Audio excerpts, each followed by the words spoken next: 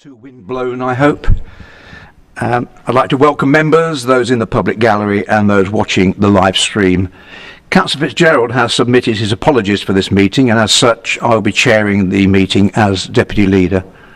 Before we begin, in the event of the evacuation alarm sounding, everyone should vacate the building through the nearest exit and proceed directly to the assembly point. I'm assuming all councillors have the agenda ready on their devices. Pippa, do we have any apologies for absence? Thank you, Chair. Yes, we have apologies from Councillor Fitzgerald and Councillor Gul-Nawaz. We also have apologies from Amanda Arscombe and Charlotte Black, and we have Will Patton as substitute today. Thank you. Any declarations of interest, please? Councillor Hiller? Thank you, Chair. Item 9, I think it is. It's item 8 on my ModGov, but it's item 9 regarding the market in Northminster, Chair. I'm a board member of Peterborough Investment Partnership and Peterborough Investment Partnership Northminster Limited, so I won't be sitting for that item as it's aired. Thank you. Thank you, Councillor Hiller. Minutes of meetings held on the 10th of January 22 and the 31st of January 22 at the budget meeting. Are the minutes agreed as a true and accurate record? Thank you. Are there any petitions to Cabinet? No petitions this morning, Chair. Thank you, Pippa. We move on now to strategic decisions, item 5 on the agenda. And before moving on to these items, I would like to reorder the agenda slightly to discuss the budget control report prior to the city market report, in order to allow us to move to an exempt session if required at the end of the meeting if we wish to resolve to do so. So item 5, the medium-term financial plan, phase 2 in the budget book. Cabinet member Councillor Coles, may I hand over to you, Andy? Thank you. Thank you, Chair, Mr. Deputy Leader. I'm sure colleagues will be very pleased to hear that my introduction to this report is going to be fairly brief today. The report is largely unchanged from that which I introduced 3 weeks ago, and therefore I don't intend to repeat what I said on the 31st of January. There are, however, just 3 brief points I wish to make. Firstly, that the budget estimates of income, expenditure, savings and pressures are all unchanged since the previous report. This is a very encouraging signal that those estimates, built at a considerable pace, are reasonable and deliverable. I think congratulations all round to the staff that have been involved. The only exception to this is the very marginal increase, and by that I mean only £5,000, in our final grant settlement from government. Secondly, I'd like to highlight the reference to asset management strategy, which is in paragraph 5.5. You will see that a fundamental review of our assets is taking place, and that we need to develop a coherent strategy that fits within our other strategies that we're developing as part of the new approach to the medium-term financial strategy. It is vital that we develop the strategies in a way that ensures consistency and compatibility, which must all come together within that MTFS. We mustn't underestimate the size of the challenge in delivering on this, but I know Mac Gladstone and the rest of the senior leadership team are committed to developing the MTFS that we so desperately need.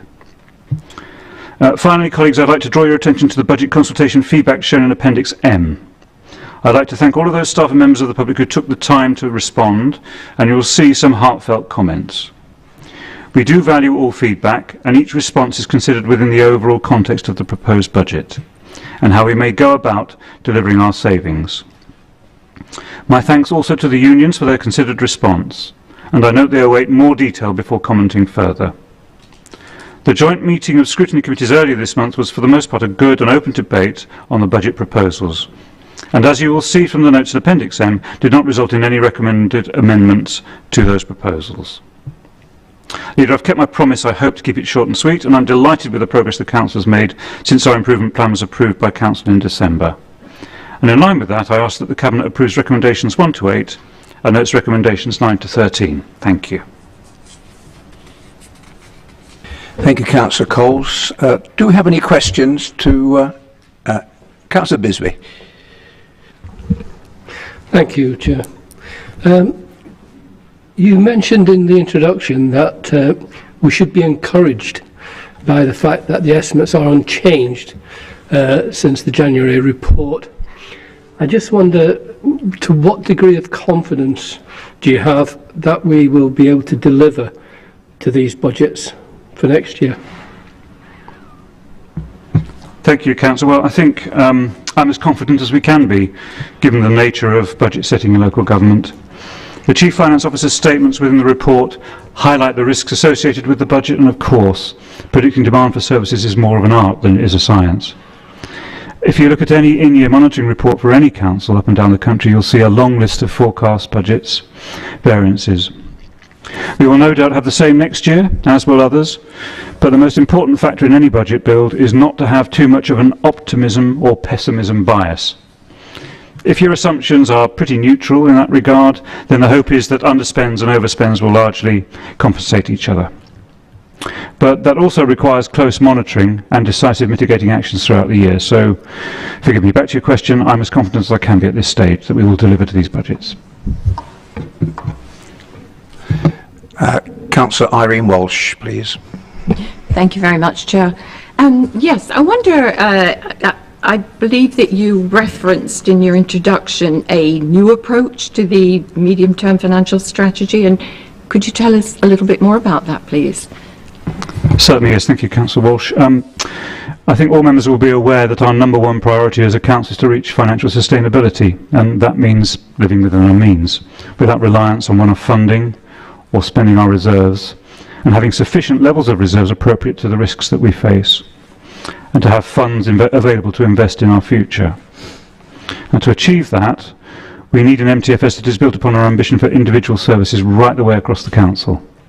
So one of the key building blocks of the MTFS will be those service strategies that tell the story of what those services will look like in 3 to 4 years' time, and how we make the transition to that from where we are now. Of course, there has to be the reality check of affordability, and we therefore need to marry up our service strategies with our corporate strategy, with our revenue and capital strategies, and with our funding strategy, to name just a handful. I could go on, but I'm sure you'd be grateful that I won't. I do believe we have a great opportunity to create an MTFS that is truly meaningful, it's service-led, it has a strategic statement of intent, and it is also affordable. Thanks. Thank you, Councillor Cole. Councillor Hiller, please. Thank you, Chair, and thank you, Councillor Coles, for your introduction. I imagine we'd all thank those people who took the time and the interest, indeed, to contribute to the budget consultation. But I can't help thinking you must have been a little bit disappointed with the sheer numbers of people and the actual response that you got. Would that be a fair summary? Thank you, Councillor Hiller. Yes, this is an interesting question, actually. I think we need to be realistic about how many people respond to any budget consultation, to be fair, in local government. I wouldn't say it's on everybody's list of the most important thing to do in a normal week, but we have to live with the reality of the situation. And I would like to hear more thoughts from residents and business communities, but that means greater levels of engagement and involvement, and clearly there's going to be a cost attached to that. I think striking the right balance is difficult, but it's something we need to look at particularly as we develop the MTFS, and as part of that, our corporate strategy. Thank you. Councillor Ayres, please. Thank you. Councillor Coles, in the investment plan, it states that for the year 22-23 revenue budget, we will only include savings that are rated green or amber using the traditional traffic light system. However, the table on page 11 clearly shows that there are in fact £4.7 million of savings rated high or very high. Can you explain this apparent discrepancy of strategy, please? Yes, thank you, Councillors. I'll do my best. I'll try and keep it brief, but this is a bit complex, so you'll excuse me while I refer to my notes to make sure I get all the detail correct. I think the first thing to say is that we've not used a traditional red, amber and green traffic light system, but we're using 4 categories here rather than the normal 3. Therefore, some of those savings that are ranked high risk possibly would have fallen into the amber category had we kept with a traditional 3-light traffic light. The second point to make is that because we have those £4.7 million of higher risk savings, we've created a bit of a buffer, a £2 million budget risk reserve, as an insurance against some of that 4.7 million not being delivered over the year. Thirdly, the biggest single line within that 4.7 million is the 1.7 million saving on contracts and procurement. And I'm sure it's been said before that we could be looking at a saving, if we're optimistic, around about £8 million. But we wanted to be really cautious about how much of that we could bake into the budget, particularly in light of the inflationary pressures that are coming through the system. So although that saving is rated as high risk, partly because we haven't really specified where we're going to make those savings, it's reasonable to budget for the level of savings that we have. I'd also say that the savings rated as very high are again a much smaller sum than the opportunity identified by our partners who've been working with us and been looking particularly at adults and children's services. Finally, you'll be pleased to hear I want to highlight the difficult judgments we have to make in putting forward the budget proposals. We could have stuck rigidly to the only green or amber ambition in the improvement plan, notwithstanding the slightly different categorisation of risk we are now using. But if we'd done that, that would have meant closing some services that we have total control over in terms of its delivery, and I don't think that would have been acceptable. But what we have chosen is that we could budget for some higher risk savings. I believe we've got the balance about right to protect frontline services wherever possible. I'm sure residents would rather we try to make difficult and challenging efficiency savings than close a local service that we don't want to see closed. And finally, the improvement plan also states that we will ensure that short-term results for 22-23 do not impede the opportunity for greater savings in the future. We've factored that into our proposals as well. So, forgive me, it's a complex situation, and to some degree our improvement plan is like many other plans, subject to minor changes as we go through the process. I hope that at least gives you some of the greater insight into the judgments that have gone into these budget proposals, though. And thank you very much. Thank you very much. It certainly does. Thank you. I also have a question from Irene Walsh, Councillor Walsh. Yes, thank you, Chair. I think, Councillor Coles, it might just be worth mentioning again, for the sake of people listening, the actual interpretation of risk and, you know, high risk, and what exactly are we talking about there? Thank you. Yes, Councillor Walsh, thank you for this. I mean, this is quite an important question, actually, because I think it's been misunderstood at some stage during the process. And when we talk about risk, what we mean is the risk of being able to achieve the financial saving. So, particularly in terms of adults or children's services, people might think that there's a risk to either children or to adults, so that's not the case. What we're saying is it's the financial risk that we may not be able to deliver because we are concentrating on supporting either the children or adults that are under our care. I hope that clarifies that.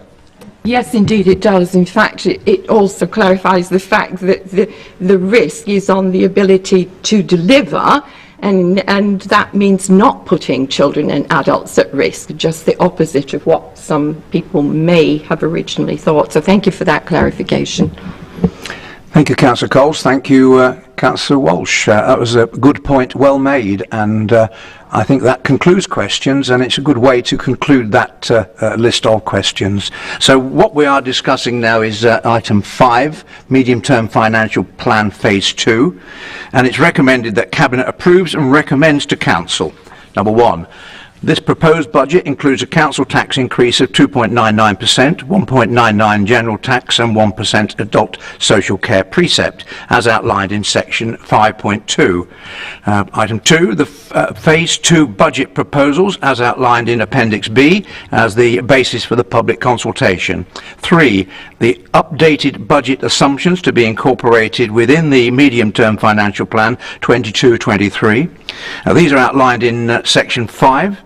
Number 4, revised capital programme outlined in section 5, referencing Appendix C.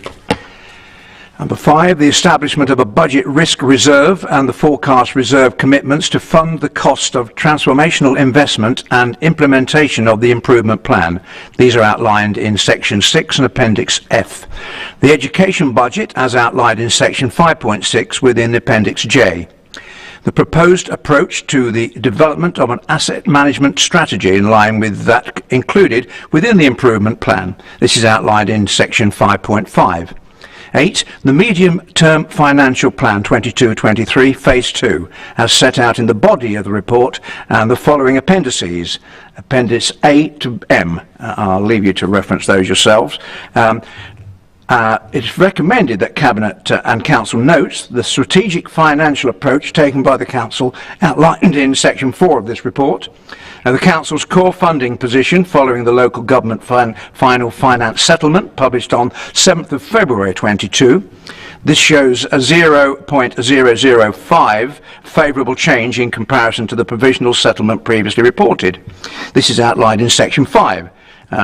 11, the forecast reserves position and the statutory advice of the Chief Financial Officer outlined in Section 6, the robustness Section 25 statement. The Council's improvement plan within Appendix 1I, should I say, as agreed at Council on the 16th of December, from which this plan is outlined as a key deliverable within the financial sustainability theme. 13, following changes which have been made since the 31st of January Cabinet report.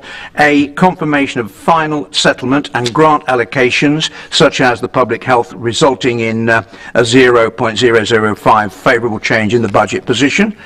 Inclusion of the final parish precepts in Section 5.2, net nil budget impact.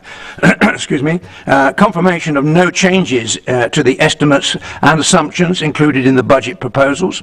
Inclusion of the, my voice is nearly going, you'll be pleased to know I've nearly finished as well. Inclusion of the approach to the asset strategy and inclusion of the budget consultation feedback received up to the 10th of February 22. Do we have approval for that, please? Thank you. Good. Right, we move on now to Save Bretton Oak Tree petition. Action to be taken. You find that at 15 to 86 on the agenda.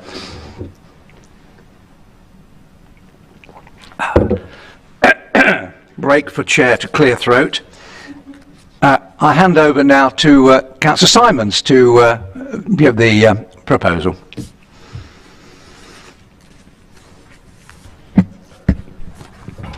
Thank you, Chair. I took on my portfolio last June. I was keen to improve things. I knew it was going to be challenging, but the last thing I thought I would be doing was discussing the felling of an ancient tree. Notifications were sent out on the 8th of April 21 in regard to works of this tree. When this was brought to my attention, I questioned the officers on all the alternatives to felling of the tree, about root barriers, pruning, underpinning, every relevant question that the scrutiny asked, I asked myself. Having reviewed the evidence, having many conversations with the appropriate officers, reading expert reports, also researching the subject, speaking to the legal team who assure me that PC are responsible. I believe ownership should not come into this argument, as we would more than likely here today deciding if we would allow the felling of the tree on behalf of the residents if it was on their property. To me, the evidence is compelling. Unfortunately, I believe the felling order needs to be actioned. Then, of course, I like to think I'm a fair person, and I listened very carefully to the Scrutiny Committee, who obviously also found this a difficult debate. By no means was this a unanimous decision. I like to take on board everybody's opinion. So I propose to Cabinet today we action a further engineer's report. I do suggest we turn this around in 14 days. I also propose, should the felling action be implemented, PCC plant 100 semi-mature oak trees in respect of this tree. Thank you. Thank you, Councillor Simons. This Cabinet meeting being a meeting in public, we welcome input from members of the public and other councillors. And I have speaking this morning Councillor Sanford and Richard Elmer, who is speaking on behalf of John Hopkins. Each of those speakers will be allowed 3 minutes. And I'm assuming, Councillor Sanford, you're going first? If you could come to the table, thank you so much.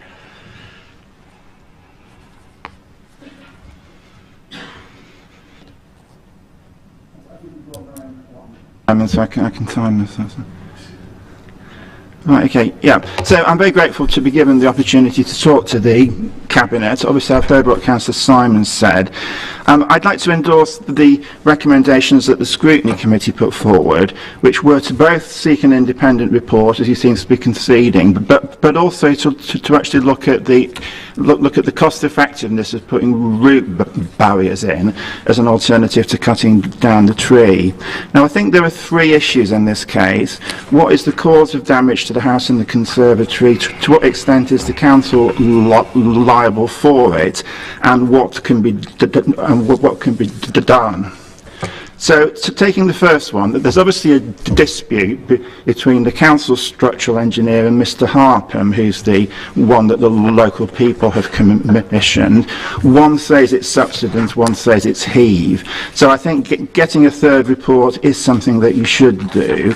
I think one of the points that Mr. Harpham did bring up at the scrutiny meeting was the fact that he's actually looked at the foundations of the building and the conservatory, and he reckons that they do not comply with the NHBC guidelines that were in force at the time the building was constructed. Now, given that at that time everybody was aware of the presence of the trees, according to Mr. Harpham's argument, that means that there is a possibility that the council may not be liable for any damage that was caused up to the point of the insurers actually contacting them. So that's a point that needs to be taken into account. But I think it's absolutely clear that obviously once the council did become aware, they would be liable from that point. Now, the officer report is quite dismissive about what root barriers could achieve. Now, I work for a woodland conservation charity, and I've spoken to a couple of experts that I know, and they say that root barriers can be effective in certain circumstances. So I think we do need that additional information. And I think finally, I'd just like to mention a few procedural points. You know, that there's a number of flaws in the way that the consent under the TPO was applied for. The consent was applied for in respect of T1. The council gave permission to fell both T1 and T2. The consent application said it was in respect of a tree at Barnard Way, whereas tree T2 is not at Barnard Way, it's in Blind Lane. And there was also a discrepancy in the sense that the insurance company said retaining the tree would cost the council £75,000. So, given that the insurance company said that, why were hearing figures of £1 million being quoted? So, I think in conclusion, Mr. Chairman, I would hope that I very much welcome what Councillor Simon said, but please could you agree to both of the parts of the recommendation that the Scrutiny Committee put forward? Thank you. Right on time, Councillor Sanford. You've done that before, haven't you? Could I ask Mr. Richard Elmer to come to the table, please?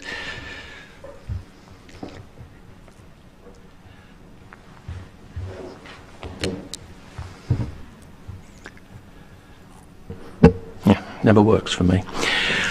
Thank you to the Cabinet for allowing me to speak today. We have obtained legal advice from Sarah Dodd of Tree Law, who has produced a report based on the evidence and information that's available to us. I'd like to point out that John has funded this from some inheritance that he has, so it's at his cost.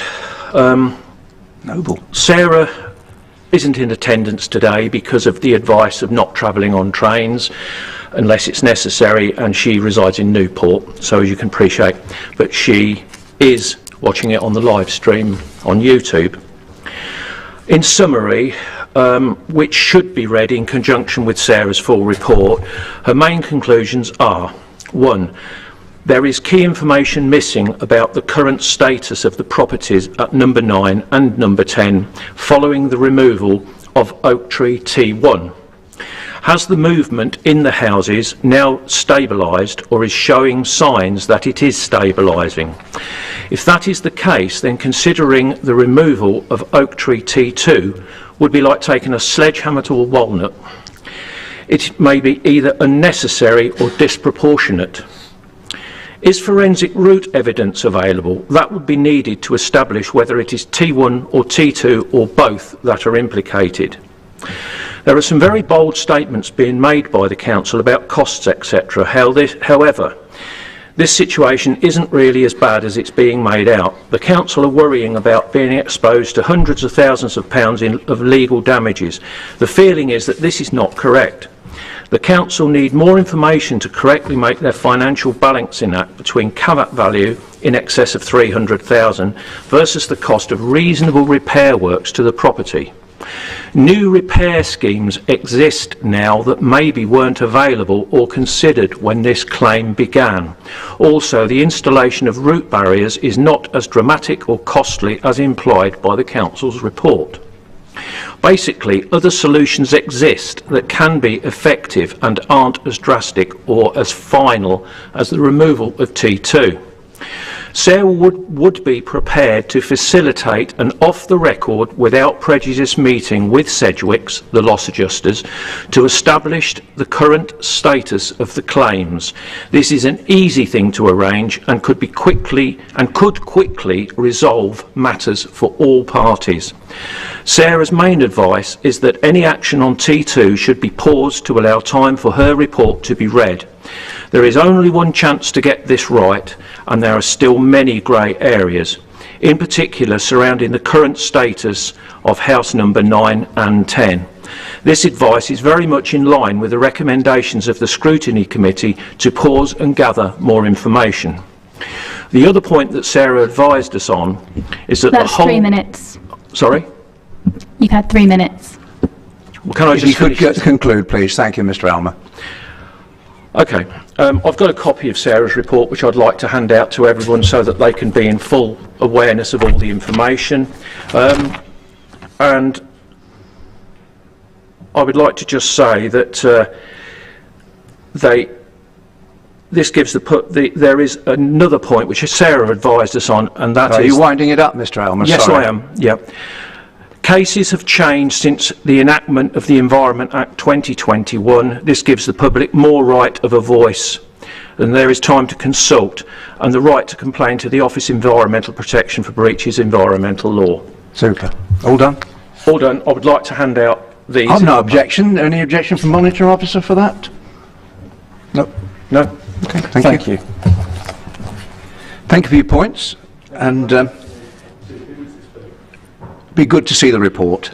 We also have with us to support Councillor Simons, Richard Kay, Head of Sustainable Growth Strategy, Darren Sharp, Natural and Historic Environment Manager, and Sue Addison, Insurance Manager. We are able to ask questions of Mr. Elmer and indeed Councillor Sanford and the Council officers. So, members, do we have any questions, please? Councillor Sereste. Thank you, Thank you. Councillor. I love trees. This year I've planted nearly 12. Sorry, Councillor Sereste, I'm sorry, I'm a bit mutton. Can you speak a bit louder, please? Yeah, I'll start again. I love trees. I've planted 12 this year in my own garden, and to see a tree cut down, for me, is not a good thing. However, having read the report, there is certainly evidence from our people that the tree is causing a problem. When I've had problems myself, so I know exactly what we're talking about, the advice that I received was to dig foundations or a trench 2.5 metres deep, minimum 60 centimetres wide, and fill it with concrete to protect the building from the trees around it.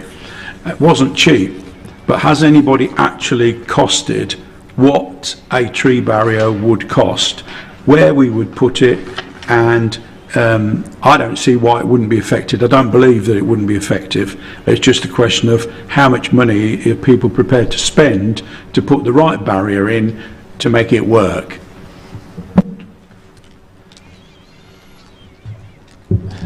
Chair, I think that was a question of officers rather than your other two speakers today, so I'll attempt to answer that one, but I might call on my two colleagues to my right, your left, you look, Sue Addison, our insurance manager, and to my left is Darren Sharp, the manager who oversees tree applications, etc. So if there's any technical questions there, I may direct them to my left or right. But in terms of essentially root barriers, it's a complicated one, is root barriers. Have we sought a specific quote? The answer is no. The problem with root barriers, and the reason why we haven't progressed that one as the preferred option, shall we say, is that there's a number of issues, but the primary issue, I would say, is the risk that remains by going down that option. And that risk is that in the industry, the use of root barriers is unproven. I'm not saying they don't exist, there are examples, they are used, but it is unproven. And in simple terms, as we heard at Scrutiny Committee last week when our expert was there, Mr. Harris, essentially a property which has root barriers installed would highly likely be unmortgageable, and therefore that property's value, for example, equally would suffer as a consequence of it not being a mortgageable property. So there is and the reason for that is that essentially mortgage companies, I'll put in layman's terms, don't trust root barriers yet. They don't have confidence in the industry that they work because there are so few examples exist. And they're certainly not deemed full, a guarantee of what will happen. So there's one issue there around why root barriers has its problem, because of the uncertainty. And if they did fail, then the council would become liable again.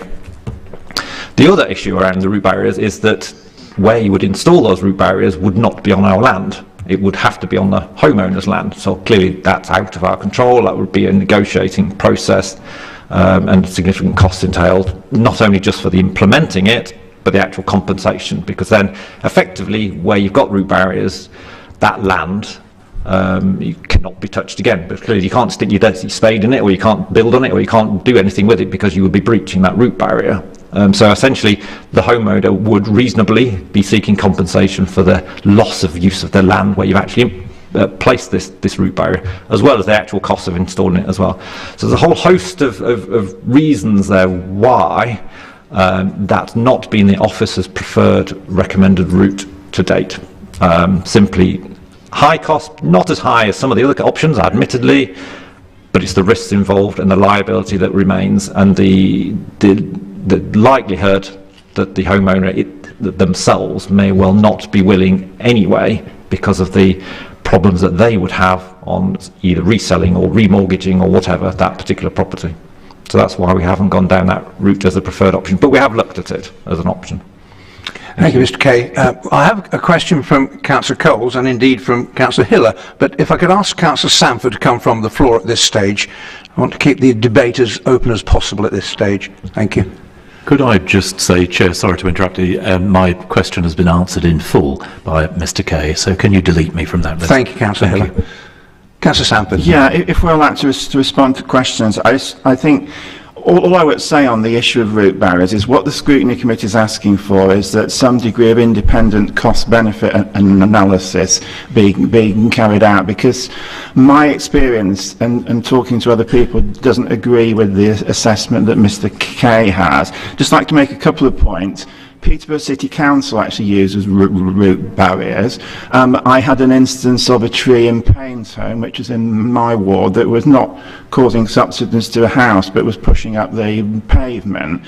The council wanted to take out the tree. I arranged for highways officers to actually go and look at it, and we agreed that putting root barriers in would be a way forward. I think so. I think that is the point. You know, there is quite extensive use of root barriers in different parts of the country. As I mentioned earlier, the information I've got is they work in some circumstances, they don't always work. I think the point about it'll have to go on private property. Well, the gentleman that owns the house was sat in this chair at the scrutiny committee, and he said that he wants to keep the tree if he can. He just doesn't want all the problems that the tree is allegedly causing. And so just one final point. I think what Mr. Kay said was almost saying that, you know, you take out the tree and you get rid of all the problems. Well, one of the points that is mentioned in one of the reports is that there is a possibility that taking out the tree, because it's been there for such a long time and the house has been there for 20 years, so taking out the tree could cause an accumulation of water which could result in heave. So I think, you know, please don't assume that taking out the tree is going to be 100% solution. Thank you, Councillor Sanford. Councillor Coles first, please. Thank you, Mr. Deputy Leader. I think I've got two questions. I'm not quite sure who to ask them to, but the first one's about root barriers, and I think you were saying that there's an opportunity here for the person who lives on private land to actually refuse it. I mean, is this the case that they could actually, despite us making a decision, say no, you're not having that on my land? That is my understanding. We cannot force. We cannot compulsorily go onto somebody else's land and take action on their land. I can't think there is any legal way we could do that. No.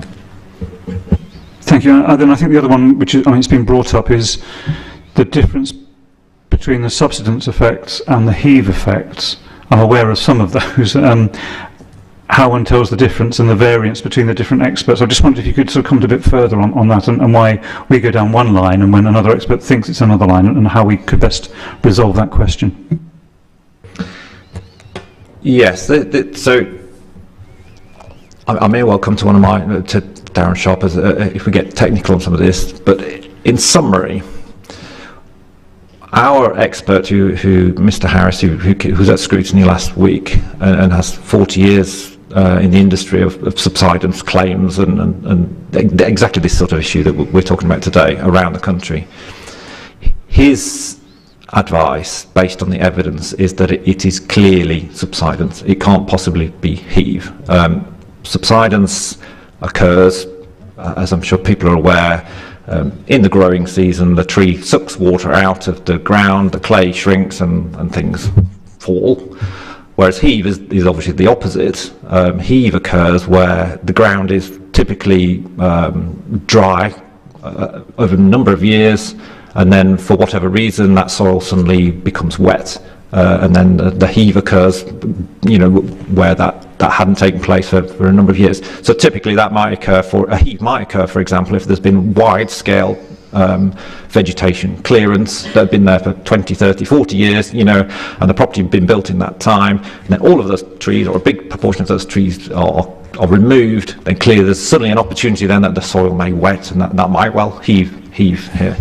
That's not happened. There hasn't been wide-scale clearance in this area, whilst clearly one tree was removed, the smaller tree was removed in the last year or so. The problems occurred well before that, so we're well aware of it. I think and I'm saying this in simple terms, what I think the independent report looked at the data and saw that the figures were going, the ground levels were actually looking positive, which implies heave, but it's about where you start that data and where you end that data, because clearly with subsidence, the ground does move up and down, and it depends on where you start. It may look like there's a heave, but in fact that's just where the ground is re-wetting over winter. And then it falls down again and up and down. So I think it was, I can understand why that was interpreted that way, but our expert advice is, from somebody far more expert than I am on subsidence, is absolutely categorical, absolutely certain that this is subsidence and not heave. Thank you. I'm sorry, Jeff, there's one final part of my question, if I may. Which Go for it, Councillor Coles. It's finance, because it's my area. What's the impact in terms of having to find additional monies that we haven't really factored in? I mean, I appreciate we've got the winds blowing, and there may be all sorts of work that you may have to do that we haven't factored in. I'm more concerned really about the impact on our future budgets with the process, and we have to consider the financial as well as the benefits of the tree. Thanks. Sure, the different options have a different financial impact, and so in no particular order, if it's the felling option, there is clearly a financial cost to that to get the workmen out, etc. But that can be factored into our existing budgets, because we do fell a number of trees across the city every year, and that's a normal thing. Clearly, this one is a particularly unfortunate one. So that's the lowest cost option. Other low cost option would be the pruning option, which is discussed in the report.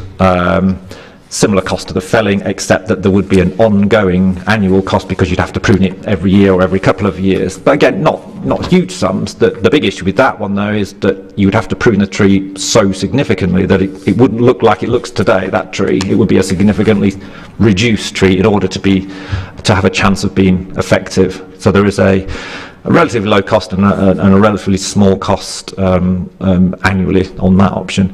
You then go to the other alternative options. The root barrier option would be somewhere, it would be greater cost than those two, but less than the underpinning option, which I'll come onto us in a second. It's difficult to estimate the root barrier one simply because there are so few cases, so it's hard to judge, and this one has the compensation figures, which we don't know what they would be. So there is an element of there. But I also have to warn you on that option is that if the root barrier option fails, not only would we have spent that money, but we would then be liable for the ongoing costs. So, for example, if that root barrier failed and the property continued to be damaged, whether that's this year, 5 years, 10 years time, or whenever that might be, if it recurs, that damage, then we highly likely would be liable for that future damage as well. So we may well end up having to underpin anyway, despite of putting in the root barriers. I'm not saying we would definitely, but there's certainly a risk. So there's a short-term cost, and then there's a long-term potential liability. And then finally, the underpinning cost, clearly that is the biggest cost. Typically, and we're saying these figures because we've had an example nearby, typically around £200,000. We don't know for sure, but that's per property. We're now aware of 2 properties, so we're looking at potentially around £400,000 or thereabouts. That option, you could save the tree then, and we highly likely would not have any future liability, even if further damage occurred with the underpinning. But clearly, you've got the biggest bill to pay up front there. So hopefully that was clear. With the different options, they have different prices, they have different risks involved in them as well in terms of long-term liability. Thank you. Thank you. Yes, as you might imagine, I'm just thinking, what's that going to be in terms of what we're also trying to deliver with the reduced finances that we have proposed? Sorry, what I should have said, because you did ask right at the start, what budget would that come from? So if you went for either the root barrier or the underpinning options, we do not have that in our budget at all. So that would have to be new money found by the council. That's not in the tree budget presently. Thank you. Thank you, Councillor Colkang. Thank you, Mr. Kay. Lynn Ayres, do you have Councillor Ayres, a question? Thank you. Thank you very much. Councillor Fitzgerald and I are the ward councillors in South Bretton. It is the West Ward. And Councillor Fitzgerald is away, as everybody is aware, because he's given his apologies, but I have spoken to him. He wanted me to say that we're both very concerned about the felling of this ancient tree, and many of our residents agree with that, as you've just heard. But we're also conscious of other residents of ours in the ward who are affected by the tree, particularly those in Barnard Way, of course. So I've indicated actually at the commencement of this situation, particularly to Richard Elmer, who I know quite well, that and prior to the petition, that we would not, as it were, take sides over this matter because of what I've just said, because it affects many different people and many different views on what should happen. And so I intend to abstain from voting or not voting at all, whichever I'm advised to do by Democratic Services, effectively that would be for both of us if he were here, because I repeat, I have spoken to him about this, and we think this is only proper as we are referring to many residents in our own particular ward. Thank you. Thank you, Councillor Ayres. Any further questions? This is a very emotive subject, and clearly there's lots of opinions, professional and otherwise. And like many councillors, I've been approached by members of the public by email and in writing with regard to this subject. I've got one question of my own before I sum up. One of the things put to me by a member of the public is the fact that should the tree be chopped down, the roots that remain in place would compost down, and would that cause any movement in the foundations or the soil which affects the current cracking of the house? So I need an answer to that question, just from an academic and personal point of view, really. I might turn to my colleague Darren if he's got any knowledge on that, but my personal view is I highly find that unlikely, because it's not the roots themselves, it's about the roots sucking out moisture. That's the big issue, is the water coming in and out of the soils that causes the problem. It's not the actual root itself. So it's not a root literally going into the foundations, for example, or cracking or doing anything like that. It's the fact that the roots suck out the water from a large area, and it's that sucking of water, and then the water coming back again out of the winter that causes the movement. It's not the actual roots themselves, if that helps, but I don't. Thumbs up from Darren, so I've got that right. Thank you very much. I like knowledge, and that's sunk in, I hope. Can I ask Councillor Walsh for a further question? Yeah, thank you. Sorry for the further question after yours, Chair, but it's also a root question. This tree is a big tree, so if you were to, let's say, cut off its roots, would it be stable as a tree? I think if you come into the root barrier question, in effect, that because what would happen with the root barrier option, yes, you would be cutting some of the roots, i.e. the roots that are closest to the property. You know, a judgment would have to make how far away from the property and what length of this root barrier would be. My best guess, but again I may turn to my colleague Darren, is that wouldn't be catastrophic in terms of the stability of the tree, because you wouldn't. What the root barrier option doesn't do is it doesn't encircle the tree. It's literally a kind of a straight line, if you like, between the property and the tree, and so you would still have a significant number of roots going in different directions that would mean the tree would still remain stable. That would be my interpretation. Is that broadly correct? Thank you. Thank you, Councillor Walsh. Councillor Walsh, and thank you, Richard Kay. Right, I think that we've had a good debate on this. I'm really pleased that members of the public came to talk to us, and indeed Councillor Sanford as well, and some good questions from colleagues. We've had a range of professional opinions. We've had the recommendation of the Scrutiny Committee, and their recommendation is item 2 on the agenda. And my thoughts are, following the presentation of Councillor Simons at the start, whereby he would give on that, and also came up with the idea of planting 100 oak trees should the decision go the other way, as it were, and the tree had to come down after the third opinion. That offers a legacy to the future. So I think we have two good options, and what I'd like to do, bearing in mind the grasp that Councillor Simons has got on this, is to delegate back to the Cabinet member for a decision on this going forward. Would Cabinet support that? Go with that. Yeah, just to clarify there, members, that Councillor Simons did talk about commissioning that additional report, just to clarify that point, in line with the scrutiny recommendation, which I thought was helpful. Yeah, just to commission obviously a third report, yeah. Okay, Cabinet, are we agreed on that? Okay, so we've gone with number 2, sorry. Councillor Walsh again. Sorry, Chair, to interrupt. Could we also see that additional report? I'm happy that the decision has been delegated to yourself, but if we could just see that before Councillor Simons makes that. I'll just take reference. Yep. Would that be possible? I can't see why that's not possible. Got to be circulated. Yeah. Everyone's nodding, so yes, indeed, we'll do that. Okay. So delegate back to the Cabinet member to get the third opinion, and we have sight of it as Cabinet prior to that going forward.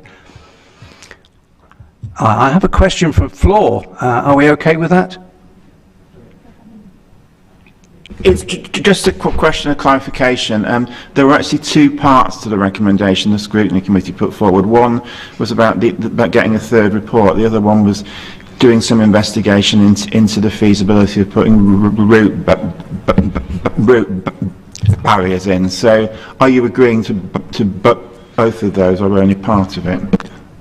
I'll pass back to Councillor Simons for clarification. Councillor Sanford. Yeah, the Commission's report that we had from the other expert engineer, I believe, did cover route barriers. So, yeah, as long as we can make sure route barriers are covered in this final report, yeah, I'm happy to agree to that. Thank you, Councillor Simons. So we proceed on that basis. All agreed? Thank you.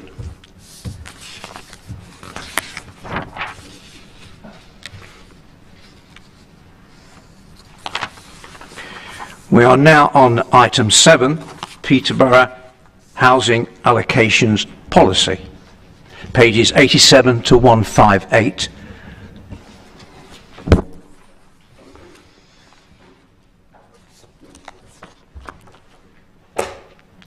And joining us at the table we have Sean Evans, who is Head of Housing Needs, and Sarah Scase, Housing Needs Operations Manager. And as it falls in my portfolio, I open the presentation for this item. This morning I'd like to introduce Sarah, Housing Needs Manager, and Sean Evans, Head of Service, who are here to present and answer questions you may have on this item. This proposed policy has been in development for the last year, after last being updated in 2017. The policy has been developed with the registered providers of social housing who have accommodation in Peterborough. Their input helped shape the policy.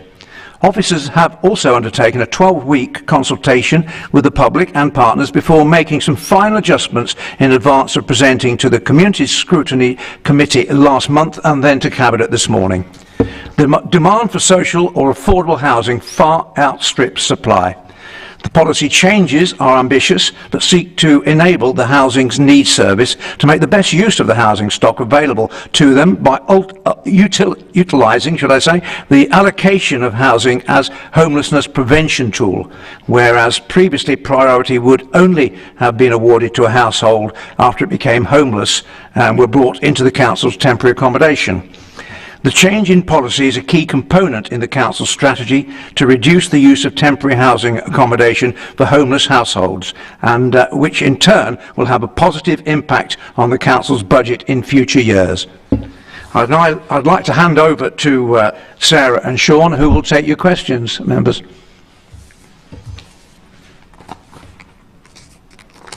Oh, load of hands. Let's go to Councillor Coles first. Thank you very much, Mr. Deputy Leader. The question for me, I suppose, is the change in the... Going back to previous experience, I know that certain housing associations have their own particular views about who they should house and who they shouldn't. And now this proposal is that we can then allocate across the 10 or so that we do. Is there still a gap here between what our housing allocations policy is and what they are, that people might effectively be disadvantaged by the alternate providers?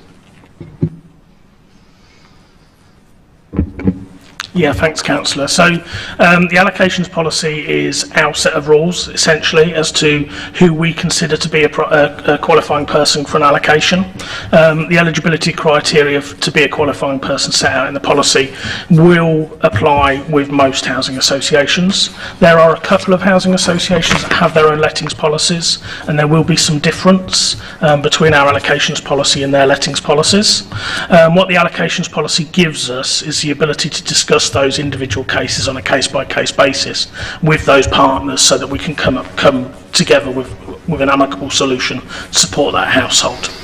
There will, as there has always been, there will be some households that we have a duty to assist under the homeless legislation, or approach us for assistance where an allocation of social housing isn't an option, and that's where the Housing Needs Service have to look at alternatives in order to secure that. That will probably be in the private sector, and the team will have a number of tools available to them in order to be able to facilitate that by way of financial incentives and working with landlords to pay rent in advance and deposit for clients where required. Thank you very much. Do I have a question from Councillor Simons? Okay. Councillor Walsh. Thank you very much, Chair. Yeah, I'd like to ask about people who have medical needs. So they're in their current accommodation and then there's a worsening of their health condition. And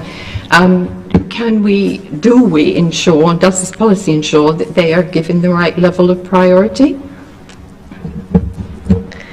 Thank you for your question. Yes, absolutely it does. Obviously, first and foremost, we would conduct an assessment to understand what their needs are, and we would get advice from our occupational therapists to understand exactly what the situation is, whether there could be suitable adaptations put into their current accommodation rather than the need to move.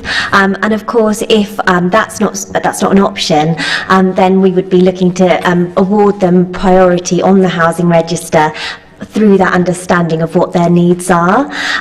Additionally, the occupational therapist would also help inform us as to what adaptations that they need in their new property, and to make sure that what we're doing is making best use of our housing stock. And we can do that by effectively looking at what properties become available and looking at who needs those specific properties.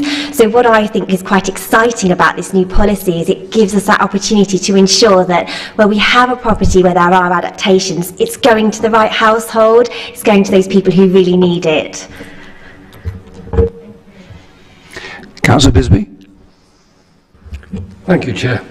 As you might understand, I'm coming from the care leavers.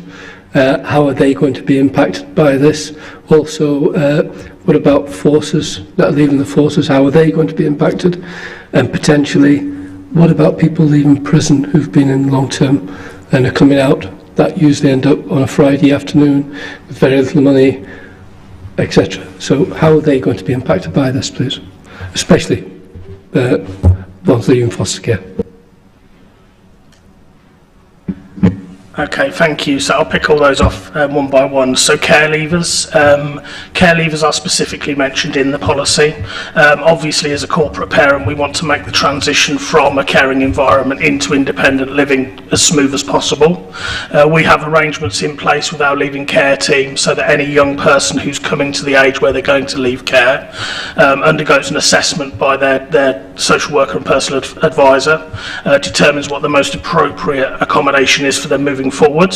If that accommodation is supported accommodation, then we'll support them through our supported accommodation pathway about 6 months before they reach 18, and ensure that they're being considered for suitable accommodation as they come to their 18th birthday. If the person is well advanced and ready for their own independent living, then conversely we will also consider them to be a priority on the housing register, and that's again 6 months prior to their 18th birthday, so that they can receive an allocation of accommodation before they hit 18, so they don't then hit that cliff edge where everything ends and they're then in a difficult situation. So it's a managed move. If they move before 18, then the council acts as a trustee for the tenancy for them up until the age of 18, and we're able to put the relevant support in place in order for them to build their home. In terms of armed forces are mentioned throughout the policy in a number of places. Obviously we're fully subscribed to the Armed Forces Covenant and what that gives.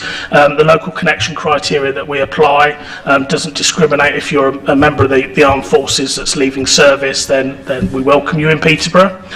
In addition to that, we also give additional preference to Armed Forces personnel. So those that have committed to protecting our country, essentially, will receive priority for an allocation over somebody who isn't in that situation as well, so they're well covered.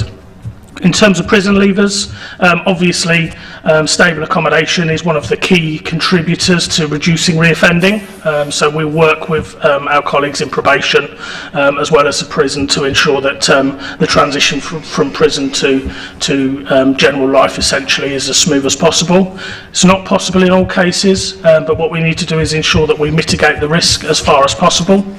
Where there's cases that aren't considered to be in priority need under the homeless legislation because they're not vulnerable, it's ensuring that we have the right pathways in place to support them into accommodation. We work with probation in their, what they term at the moment CAS-free accommodation, which is accommodation for prison leavers on release to give them a short stint in accommodation while alternative accommodation is being sourced. And we're expanding that over through our Street to Homes pathway to ensure that those people are picked up and don't hit the streets.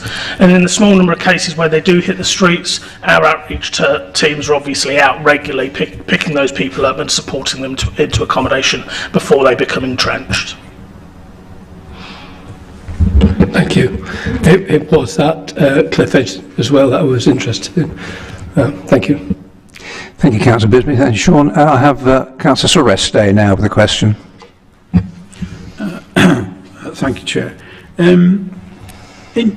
I noticed that in the new policy allocation, we've taken out, or you're suggesting we've taken out, the need to have lived in the city for 5 years before they can go on to the list. Now, I don't have a problem with that, but it's just interesting to see.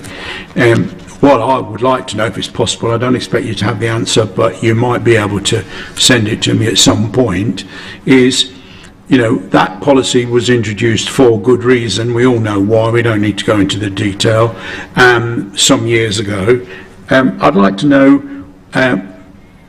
what demand there was 5 or 6 years ago from people who hadn't lived in the city for 5 years compared to the demand of the same group of people today. And instinctively, that demand has probably gone. But I would like to know whether you've checked it and whether that's one of the reasons behind the changes in the policy. Yeah, you're quite right. I don't have the data with me today, but I can certainly get it for you and send it to you. The rationale behind the change in the policy is more not necessarily around the fact that the demand has changed now. It is more because there was kind of unexpected consequences of the change in policy previously. So we've always had local connection criteria. We will continue to have that. The local connection criteria is the same as what it is in the homelessness legislation, in that somebody needs to have lived in the city for 6 of the last 12 months or 3 of the last 5 years in order to have a local connection. The previous policy gave additional preference if somebody had been living here for 5 years. Okay, and the reason for that is that obviously we wanted to prioritise local people for housing. At the same time, we also wanted to provide additional preference to those who were making a good community contribution. So anybody who was committed to community involvement, so they were working for a charity or of a community body, anybody that was providing an economic not advantage, but they were providing economic value to the city would get additional preference as well by work, and also those armed forces personnel. By having the 5-year local connection criteria as well, on top of that, the majority of our clients would receive additional preference because of that 5-year priority. So actually, awarding additional preference for being a working household or that community contribution or being armed forces personnel was just totally washed away. There was no additional preference. So by removing that element from the policy, we are still allowing those people that have a local connection to apply, but we are actually giving the additional preference to those that are making that contribution to the city. Thank you. Thank you, Chair. Thank you, Sean. Thank you, Councillor Soreste. Any further questions on this item? Councillor Lynn Ayres. Thank you, Chair. I was looking at the, I think you call it the policy consultation, allocations policy consultation and the summary of responses, and looking in particular at page 115 that dealt with homeowners and those with sufficient financial resources. And as I looked through this scale on the size of accommodation required, I was quite surprised to see some quite high figures, and I wondered how you managed to, and then you go into how you work that out subsequently, and I wondered why you reached that some of those figures based on that principle, because it seemed quite high to me. And could I also say that there's a mention of joint tenancies in there as well, and very frequently adults live with their adult children, and I don't think they've got a mention in that joint tenancy section. So there are 2 questions. Apologies. Do you want me to pick up the... Yeah. Okay, so in terms of the affordability, the assessment that we're making is how affordable is it for somebody to be able to resolve their own housing circumstances. In the previous policy we had a flat figure, so if you had a household income in excess of $40,200 per year, then we would consider that that's adequate to be able to source your own accommodation. Okay.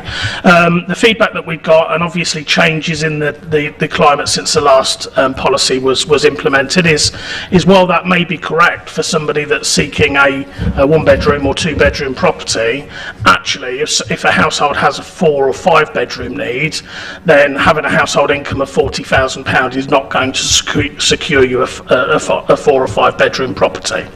So the rationale behind changing that and making it a scale dependent on your household need is based on how much it would cost you to secure accommodation for yourself of the size that you required.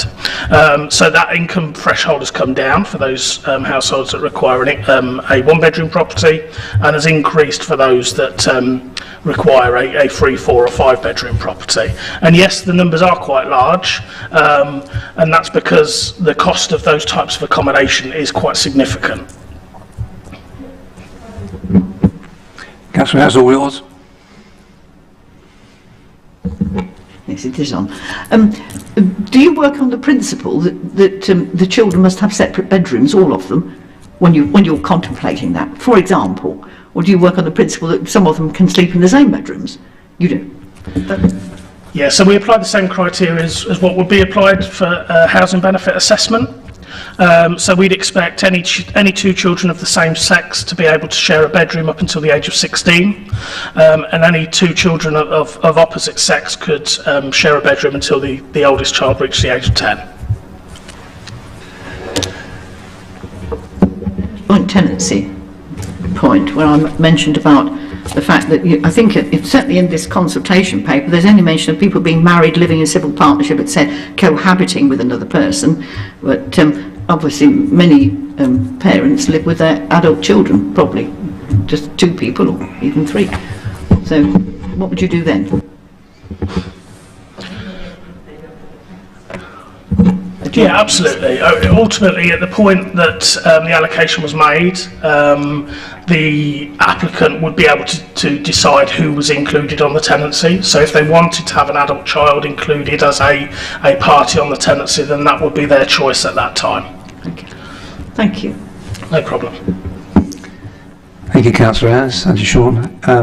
Councillor Howard has a question for us. Thank you, Chair.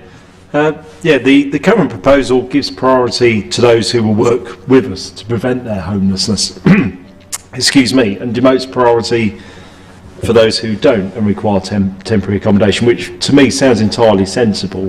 But what are we going to do with cases where it's not possible to prevent their homelessness and it's not safe for them to remain where they are? Thank you.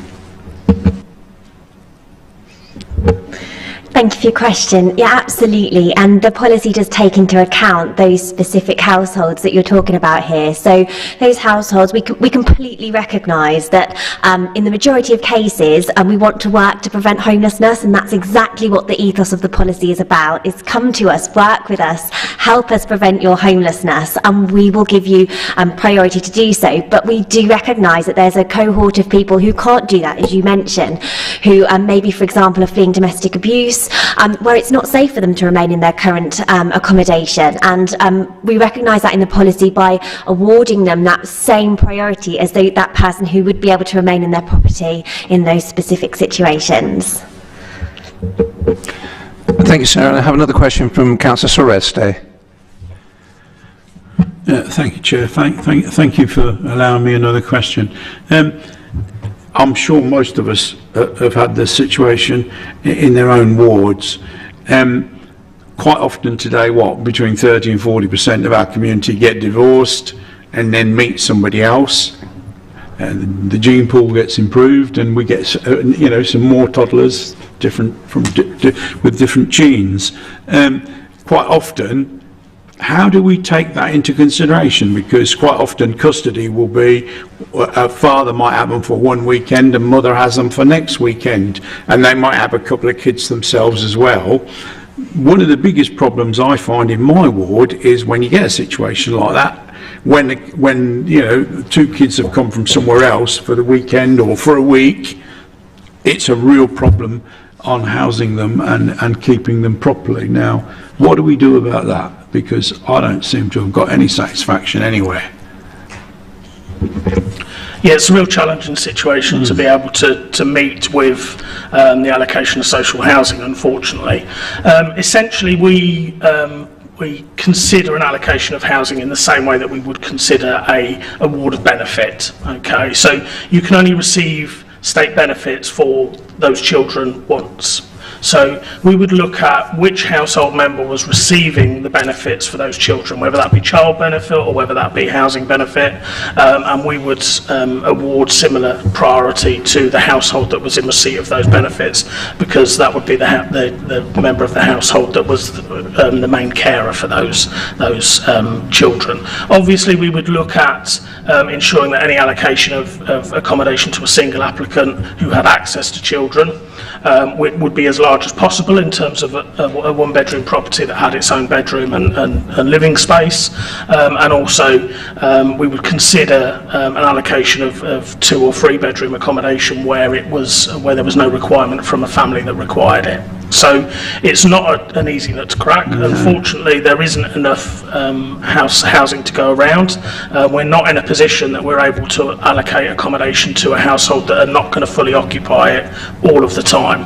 And unfortunately, that means for some households that have experienced relationship breakdown, they may not get what they want, but they will certainly get what they need. Well, I'm going to argue with that one, but you know, I accept.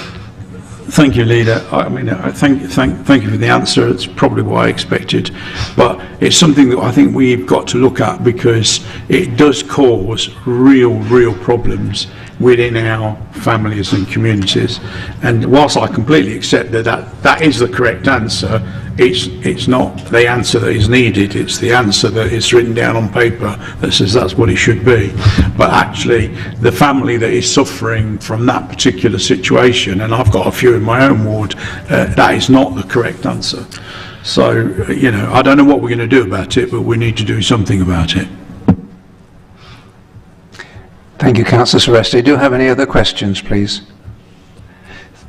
Thank you, members, for your questions, some really good questions, and thank you, officers, for comprehensive responses.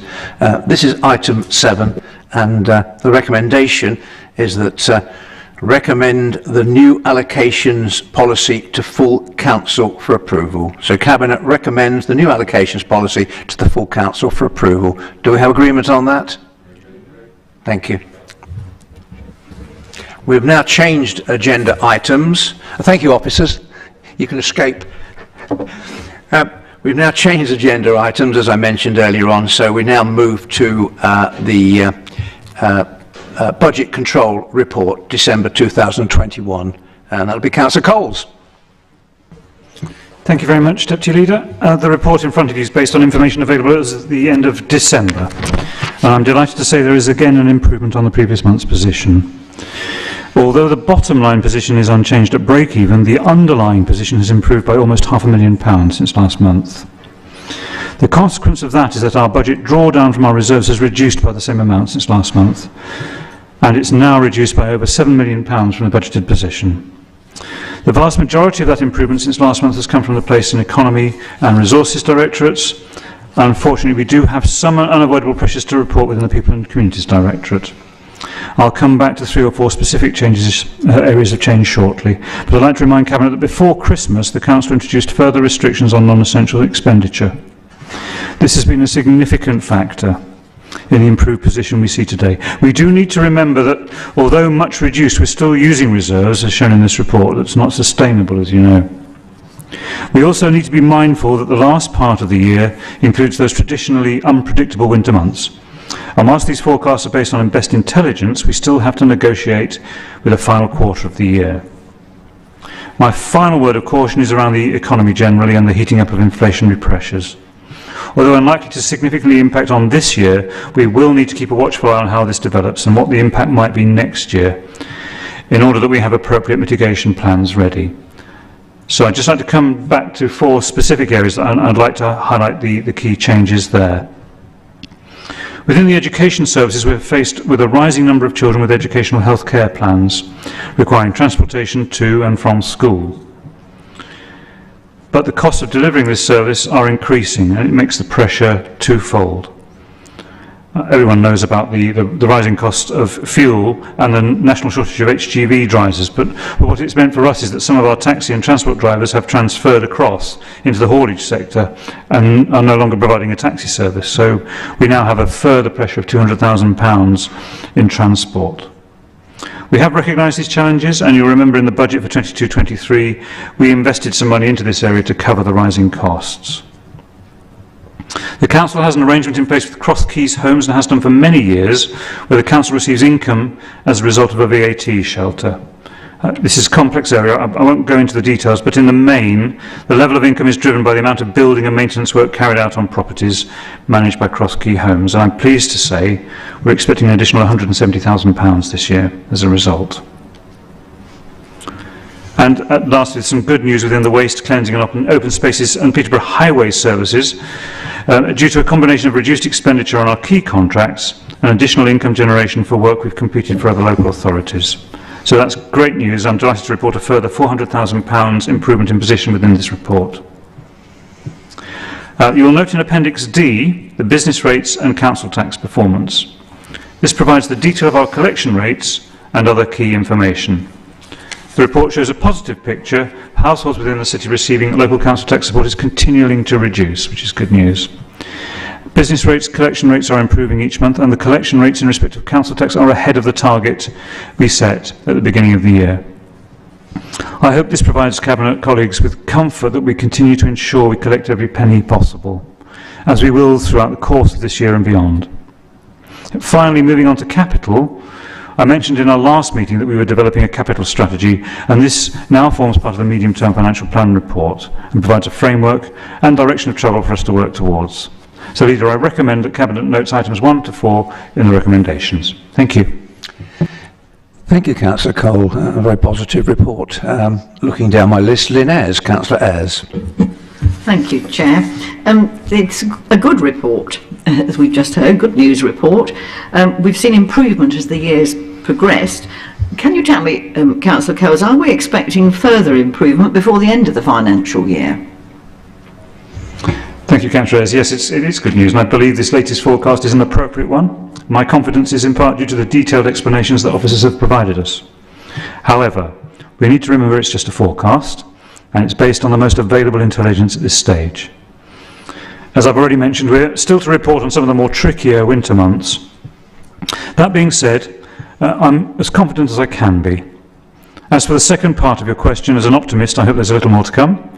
There always seems to be, and I hope that that's the same, and wouldn't it be brilliant if we can get to the end of this year without using reserves at all? Thank you. Thank you, Councillor Cole. I have Councillor Bisbee with a question, please. Thank you, Deputy Leader. You mentioned in your speech about inflationary pressures, and as we've all seen, inflation is one of the things that's hitting everybody at the moment. So can you give me a bit more information of the pressures you envisage that might impact on the Council's financial position over the next year or whatever as a result? Thank you. Yes, Councillor Bisbee, I think it would be naive of me to say no, given the current rates of CPI are at their highest since 1991. And rising energy prices we're all aware of, and interest rates have been very well documented in the media in recent months. But what I will say is that we are very much aware of the risk. Officers are keeping a watchful eye on this, and as you saw within the MGF plan report, we have built in assumptions for inflationary increases to key contracts, to the social care contracts, to pay, and also to utilities. Later in the year, officers are planning to undergo a sensitivity analysis and modelling to ensure we build the most appropriate inflationary assumptions into that budget, and these will reflect the most up-to-date economic forecasts. Thank you. Thank you, Councillor Coles. We have Councillor Howard. Thank you, Chair. Sorry to ask another question about inflation, but of course it's on everyone's minds at the moment. You mentioned the positive position we're in relation to council tax and business rates collection, which is brilliant, but in light of the economy and inflationary pressures for households and businesses, how confident can we be with these figures going forward? Thank you, Councillor Howard. Yes, I'm confident with the figures presented to you within the report. Officers have been closely monitoring this throughout the year, and we've seen an improved position over that period. It's also interesting to note that the number of households receiving local council tax support has fallen, and we are now close to what we had pre-pandemic. That is the really good news. Even with the ending of the furlough scheme in September, we have still seen a reduction in claim levels each month. It really demonstrates the resilience and the recovery of the Peterborough economy. As I mentioned in my introduction, the council tax collection rates have remained consistently on track, if not slightly ahead this year. It's a different picture with business rates. As the report highlights, we're roughly 6.6% behind the target collection rate, but this is normally and probably due to reprofiling payment schedules as a result of all of the relief funding that's being made. Taking into account the close monitoring and the consistency of the trends we are seeing, I'm absolutely confident this paints an accurate position of our council tax and business rates performance. One small bit, a topic I should mention is that there's still support available, and you may have seen it was announced recently, that there is still support available to those businesses that did not qualify for retail relief. It's available under the COVID Additional Relief Scheme, or CARF, as you may have heard it abbreviated to. It's been live on the Council's website for businesses to apply since the 2nd of February, and we will open until the 28th of February, but if there are businesses out there that wish to apply, they need to get their applications in as quickly as possible. Thank you. Thank you, Councillor Coles. Any further questions, please, colleagues? Okay, so we are on monitoring item. It's item 8 on the agenda, moved up from 9, and it's recommended that Cabinet notes a budgetary control position for 2021-22 at the 31st December 21 is a forecast break-even. However, the use of reserves underpins the corporate financing position of the Council. The key variance analysis and explanations are contained in Appendix A. The Council's reserves position as outlined within Appendix B. The Council's capital finance performance as outlined in Appendix C, and number 5, the Council's performance with respect to business rates, NNDR, and the Council tax collection as outlined in Appendix D. Are we okay with that, Cabinet? Approved? Thank you. We now move on to having a drink. We now move on to item 9, budget approval for the construction of Peterborough City Market, which was agenda item 8 originally. At this stage, Councillor Hiller is leaving the Cabinet as he is a board member of Peterborough Investment Partnership.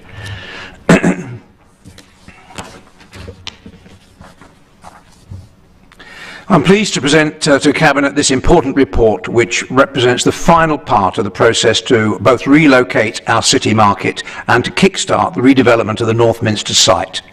The Cabinet will be aware of our plans to build a new market in the heart of the city centre along Bridge Street. This will comprise a new food hall located in a fixed unit shop, together with a number of bespoke outdoor market stalls which will integrate between the trees along the centre of the main thoroughfare. The current city market site at Northminster is tired and dated, and its location, along with the area surrounding it, in real need of renewal and regeneration. The relocation of the market provides for the realisation of exciting plans to achieve this. New residential accommodation of around 300 units will sit within a revitalised public realm, offering an additional city centre living opportunities. It's vital, not least because of our current financial challenges, that we secure the best value possible for the land at Northminster, which we own. This in turn will facilitate a complete transformation of our market offer, from the current arrangement, which is in desperate need of regeneration, to being at the very centre of the high street. The new market, with its food court and stylish outdoor stalls, will be a destination in its own right.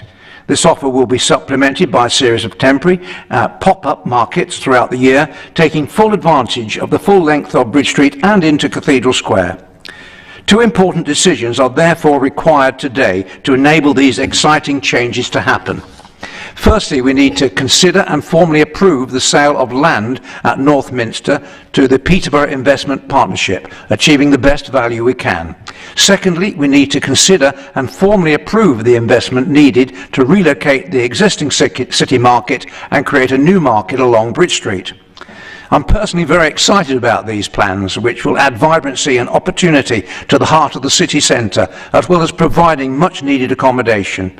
And I look forward to the discussion and Cabinet support and approval today to help bring these plans to life. With that, we move on to questions. Councillor Coles. I promise you it's not really the Councillor Coles show. I do apologise if I've been speaking more than others. I'm interested in the option 2 and the project critical milestones, please.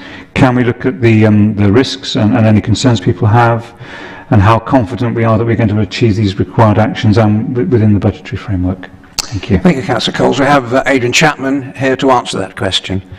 Thank you, Chair. Thanks, Councillor Coles. I think for me there are probably two key milestones that we need to be aware of, and the first of those is the last day of March, the 31st of March.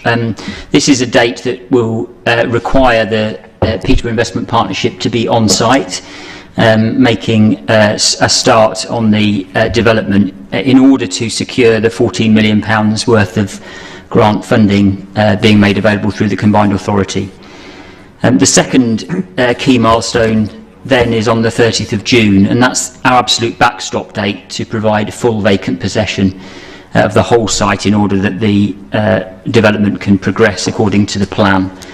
I think if Cabinet are in agreement today with the recommendations, I have every confidence that we'll hit both of those milestones and secure that £14 million for the city. Thank you, Adrian. And I move on to Marco Soresti, Councillor Soresti, for the next question, if I may. Sorry, Chairman, I was going to ask a question about the market. I don't have any problem with the sale of the property to PIP. Sorry, I didn't catch that. I said I was going to ask a question about the market. Is it the right time? Have we dealt with the sale of the property to PIP yet? Adrian, would you like to respond? Yeah, happy to take a market question now, Councillor Soresti. At the same time, it's a conflated issue. So, is it possible to know where the food hall is going to go in relation to the actual new stalls that are going to be provided? Or is that secret still? It is not secret, no. There is a planning application that has made it public, and so the food hall itself will be located within the former customer service centre. So as you leave the town hall just to the left of the main town hall entrance, and the stalls will be immediately opposite that, so between Borges Boulevard and the civic area to the left of the flagpoles. That will be the main area of the market, so a real sense of destination, a real sense of arrival, strong connection between the food hall itself and the stalls, shared identity, similar branding. And then the additional pop-up stalls that also formed part of the planning permission will then exist further down Bridge Street towards the Cathedral Arch and into Cathedral Square itself, and they will accommodate pop-up markets, seasonal markets and other events throughout the year. Thank you. Thank you, Adrian. Thank you, Councillor Soresti. And I would endorse the comments of Adrian Chapman, and indeed I did outline that in my initial presentation. Revitalising our centre, Main Street, Bridge Street is so important, and indeed as a city we've held up very well despite many other cities suffering a downturn in their high streets. We, I think, in Peterborough should be proud of how we've already managed to achieve that, and reinforcing that now with the market moving to that location. There is an opportunity to discuss exempt items should members wish to, but unless we have that need, I can move on to asking for approval.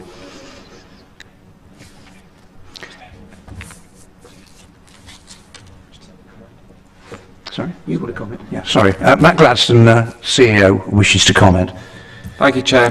Just wanted to recognise and appreciate the comments on this one. This is a complex project, and we did ask for this report to come into Cabinet so that you all cited on the elements of the options, the risks involved.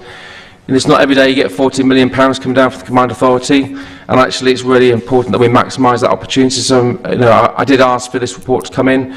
Personally, I did ask for the corporate leadership team to have stronger oversight of the project. I have asked that we learn lessons from some of it. These are complex schemes with quite pressured timescales as well, which is really important. And I totally echo the Chair's comments. It would be fantastic to see a new market, revitalisation coming in, housing investment coming in, etc. But it's just important we recognise there are elements of risk on all these types of schemes, and we just need to make sure we've got the proper governance arrangements, financial checks and balances in place. And I'm pleased we are improving that, but it's just I just want to make sure on these sorts of projects we get it right every time. And I did feel the need to bring this one into Cabinet to get that stronger oversight on the whole project overall, because it has many implications across the whole city. Thank you. Thank you, Matt. And so I now move on to the recommendations. It's recommended that Cabinet recommend that full council note the indicative costs in relation to the creation of a new city market as set out in Appendix 1 and delegate final approval of those costs to the Director of Resources subject to financial assessment.